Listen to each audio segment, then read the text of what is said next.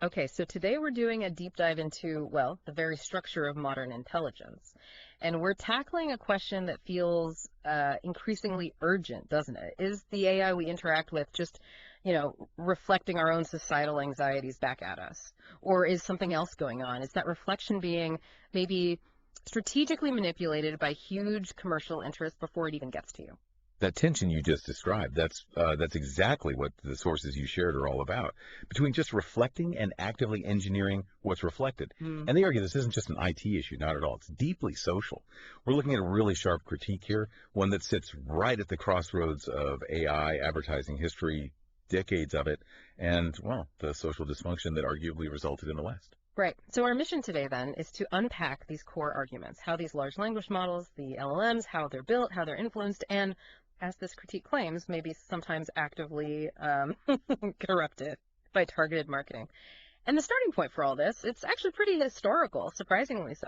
It really is. The source draws a line connecting our current social climate, the political divides, the general dissent, cultural issues, connects it straight back to a big shift in advertising, way back in the middle of the century. Yeah. The argument essentially is the AI problem we see now, it's just the latest, maybe most advanced version of a really old consumerist bug in the system. Okay, let's do that then. Let's go back, 75 years and set that foundation, hashtag II, the historical roots of social dysfunction, the 75-year setup. So the source material draws this very, very direct line. It argues that Western social dysfunction, the kind we recognize today, really kicked off with widespread 1950s TV advertising. This set up a specific model, right? A consumerist ownership model, focus on stuff, material goods as the path to happiness.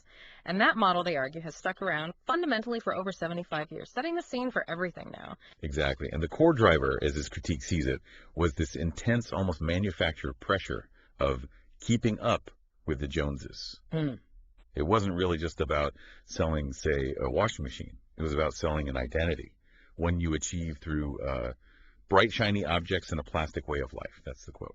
And the source uses really strong language here, claiming something like 84% of people since the 50s have been cajoled like dumb sheep into this way of thinking. Wow, 84%. That's a huge claim, almost total compliance. Now, we should probably note that 84% figure, it feels more rhetorical, right? Highlighting the scale of the issue they perceive rather than being a hard statistic we can verify easily. Absolutely. It's meant to shock, I think, to show the perceived depth of the conditioning. It highlights the mechanism, fear, and desire baked into society. And the Joneses and Smiths, as the source calls them, they clarify that it stopped being just about your literal neighbors pretty quickly. It became a metaphor, really, for any cultural difference, ethnic group, political leaning, any belief system that could be used to set people against each other. So it's not just, I want his car. It shifted the whole idea of success away from maybe internal things like community work or skill towards purely external comparative stuff, what your neighbor has, creating division just to sell things. That's the argument. Leveraging that manufactured social anxiety to, well, drive markets into a frenzy. And here's the crucial link to today. AI isn't just watching this happen, it's now actively amplifying it, exacerbating is the word they use. This whole consumerist anxiety machine. It's like a feedback loop that started with black and white TV ads and is now, turbocharged by networks and AI. Hashtag tech, the two faces of machine intelligence. Okay, so if that historical dysfunction is the input, how does the machine react? The sources, when they critique AI, they're careful, aren't they? They don't just condemn all machine intelligence. They make a really key distinction between what they see as good and bad ways of building this intelligence. Right. The good type, the preferred one. That involves, and this is specific, open ownership, LLM, shared weights, and algorithms running on your own system, basically. Decentralized, honed, they say, to analyze and provide truth using pragmatic reason. Okay, hold on.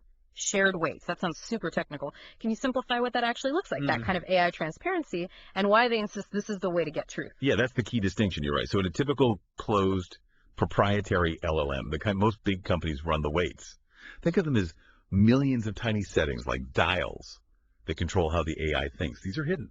Secret sauce. The owner can tweak them, maybe for commercial reasons, maybe others. Open ownership means those crucial settings, the weights, are public, transparent, shared. Ah, okay. So it's like the difference between getting a sealed black box you can't look inside, getting the full wiring diagram along with it. Exactly that. And the source sees this open, transparent approach as being honed to analyze to provide truth using the pragmatic reason segments of informed perception. The idea is it's for individual insight, critical thinking, free from those hidden commercial nudges. Oh, okay, got it. But then the critique does a complete 180 when it talks about the public chatbot AI, the stuff most of us use online. Oh, absolutely. Scathing is the word. They call that public AI, the human in the mirror. But, and this is the sting, it doesn't reflect our best selves. It reflects, they say, a majority that's frightened of its own shadow. Now, this is where the source uses really, really strong language, almost partisan, you could say. It identifies this majority as, quote, conservative guardians of aggression and stagnating decrepit extinction, people who deny progress, prefer conflict war, competition over partnership. Okay, wow. That is incredibly charged language. And yeah, we need to be crystal clear. That description, that characterization of users, that's coming straight from the source's viewpoint. It's their interpretation. But the underlying argument is still fascinating, isn't it? That the big public AIs are actually built to serve and reinforce the anxieties of maybe the most change-resistant or even divisive parts of society. That's the suggestion, yeah. That the system isn't really optimizing for, say, innovation or finding common ground. It's optimizing for reflection and maybe even stagnation. Because that anxiety, well, it sells more stuff, drives more clicks, more engagement. Okay, let's unpack this then. Because if we accept the premise, even just for argument's sake, that AI is being steered somehow, steered towards anxiety and consumerism, how? How technically is it controlled to reflect these specific commercial aims? Let's move from the why to the how, the technical core. Right, and this is probably the most critical bit because it pushes back against a common idea. Yeah. Most people think AI just picks the next word based on pure probability. What word statistically comes next. Yeah, that seems logical, but the sources say, nope, that's not the whole story. They argue AI selects based on the preferred weight of consensus of options within context. That little shift from just probability to preferred consensus, that's where the manipulation happens, according to them. Exactly. Think of it like this. Ask an LLM about something controversial, right? Pure probability might just give you a bland summary, but preferred consensus could mean the LLM is weighted, nudged, to pick the answer that resonates most with a specific target group, a commercially valuable group. And that's where the advertisers, the pressure groups come in. The sources are explicit. Both the probability and that consensus can be fiddled with by what they call the force-fed outer loop of advertiser targeting. So external forces are basically dictating the preferred path for the AI's response. And how do they figure out these preferred words? Well, it comes from scraping tons of text, historical stuff, recent stuff, online chatter, figuring out which words, which phrases have strength of preferred power, emotional punch. Advertisers then use these high-power words to target specific user profiles.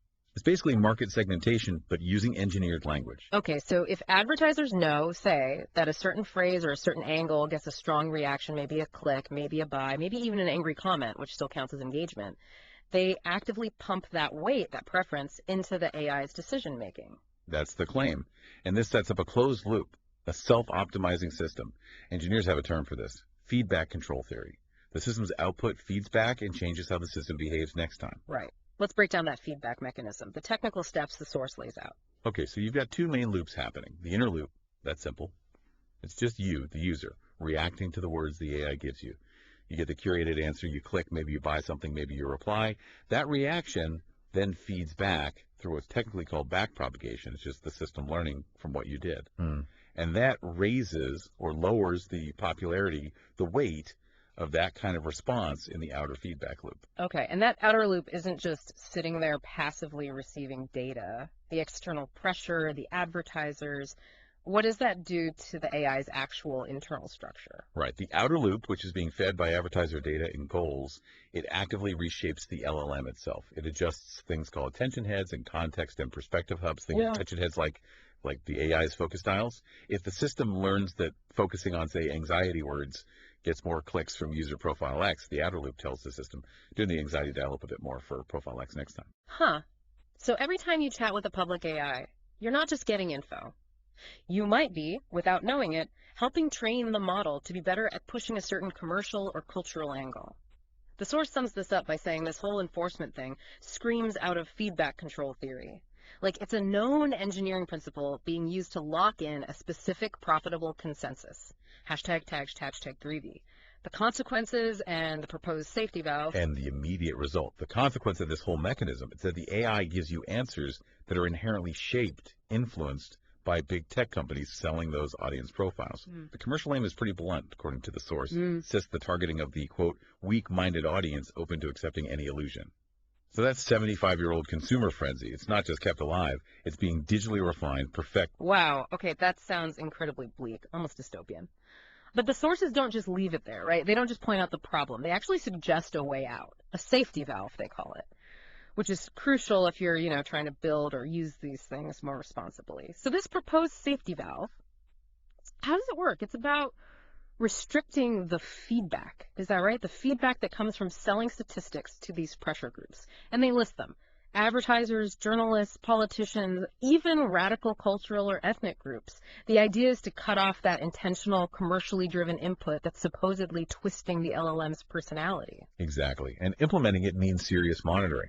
You have to watch the statistics being supplied and their effects on those targeted user profiles. If some outside group suddenly causes a huge spike, a sharp change in the LLM's weight rates, meaning its perspective shifts abruptly in a way that doesn't seem natural, that change needs to be flagged, maybe damped and neutralized. They talk about adjusting to normalize anomalies and abnormal events that show up as these peaks in the data. So it's like setting up an alarm system on a seismograph. If you see a massive unnatural earthquake spike in opinion that doesn't match any real-world event, you dampen that signal. Try to filter out the manufactured influence. That's the core idea. And the ultimate goal for this safety valve, a kind of equilibrium. Changes to the LLM's core weights shouldn't happen unless they're influenced by legitimate, outside, maybe even static actors. The source uses this brilliant analogy. The LLM should change only like a printed dictionary or if the source changes its print, slowly, reflecting documented knowledge or real shifts in language, not like a digital billboard constantly flashing new ads based on who paid most recently. That's a powerful image, an intelligence that evolves only when, truth itself evolves or language changes, not just when a marketing campaign decides to push a new button. It implies the LLM should be a record, not an advertisement. Hashtag, outrack. So if we try and pull all this together, the deepest critique here, it seems, isn't really about the AI tech itself. That's seen as powerful, maybe neutral. It's about how sophisticated math feedback control theory is allegedly being used to enforce very specific viewpoints. Consumerist ones, divisive cultural ones, all derived, they argue, straight from those 75-year-old marketing models. The machine is being built, essentially, to keep the old dysfunctions going. So what does this all mean for you listening to this? Well, if you're interacting with a public chatbot, the takeaway seems to be understand the power dynamics. Understand that the conversation might be shaped by economic consensus, by targeted word choices. The answers aren't necessarily neutral data from nowhere. They could be curated, subtly or not so subtly, to keep a certain system, one that benefits those selling audience profiles, ticking along. Right. And that brings us to our final provocative thought for you to mull over. The source's solution, the safety valve. It demands that an LLM's weights should only really change when influenced by some kind of external, static, trusted authority, like that printed dictionary analogy. So the question is, in our hyperfluid digital age where everything changes constantly, what external unmanipulated authority could we actually trust to be that definitive printed dictionary for AI? Answering that, well, that might be the real challenge of governing this technology openly and fairly.